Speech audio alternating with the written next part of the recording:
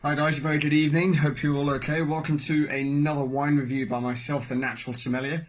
I'm sorry I haven't been able to do another one recently. I've been busy reopening restaurants for the group that I work for based up here in the Lake District. However, today we're going to be tasting one of my favourite grape varieties ever actually. It's based on a grape called Cabernet Franc. Now, Cabernet Franc, for those who don't know, is, and it has its origins down in the Loire Valley in northwest France. The Loire Valley is well known for its white wines, in particular those of Sancerre, made from Sauvignon Blanc. They're very, very prevalent within the UK at the moment. People really like them. However, Cabernet Franc is a grape variety, a red grape variety, that actually has more dominance within sort of Bordeaux. You often find it particularly on the right bank, within sort of Saint-Emilion and Pomerol and places like that, where they produce some very rich, full-bodied styles of red wine. The wines from the Loire Valley down in France, however, are a little bit lighter. They're not quite as extracted, and they do often have this slightly red-fruited, green, leafy character, which I adore. I've been going to the Loire Valley for years, and I'm a huge fan of anything from that part of the world. It's really, really, really cool.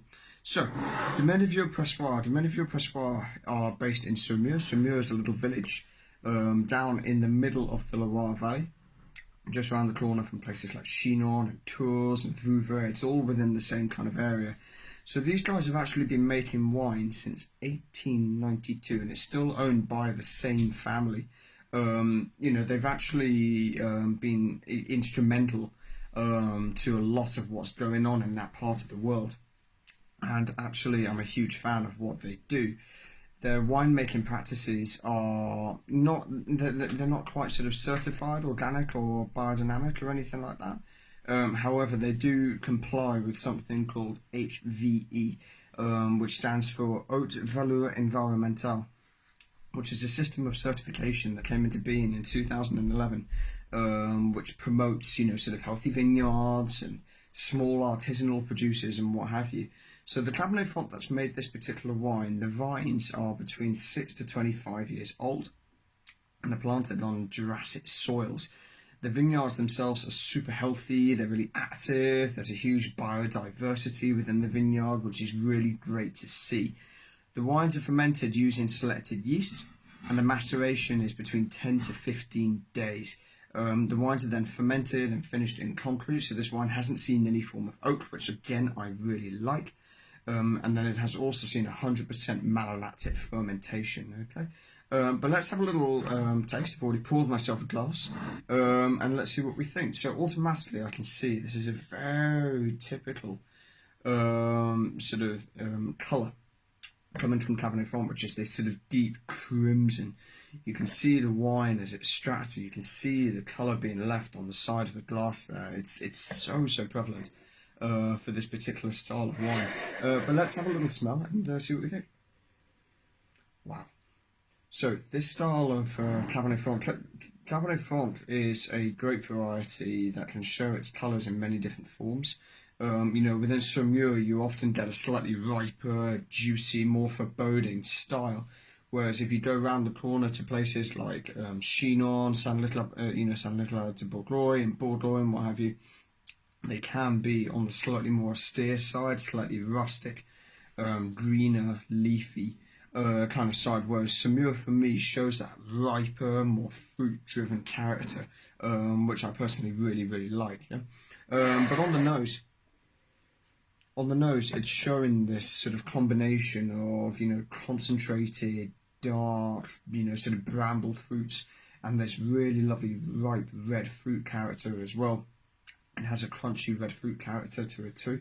I think the wine is showing a little bit of a green aroma, which I think is very pleasant. I think that aroma of, fresh herbs, of, sort of things like rosemary and thyme and, even perhaps a hint of lavender coming through as well, I think is really, really nice.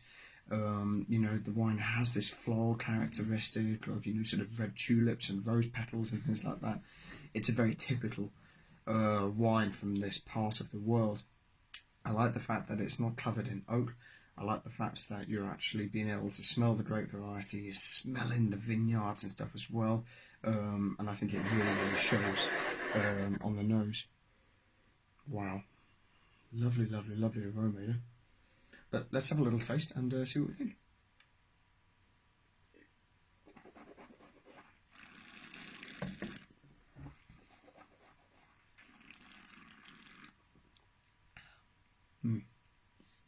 Wow. So on the palate, Cabernet Franc always has this lovely medium body. The wine has this acidity that's not completely bitter, but it's definitely there. You can feel it.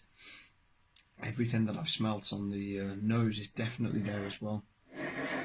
Apart from the fact that you've got this slight sort of bitterness, this almost sort of balsamic character coming through as well, which I really think is an added bonus with this style of wine.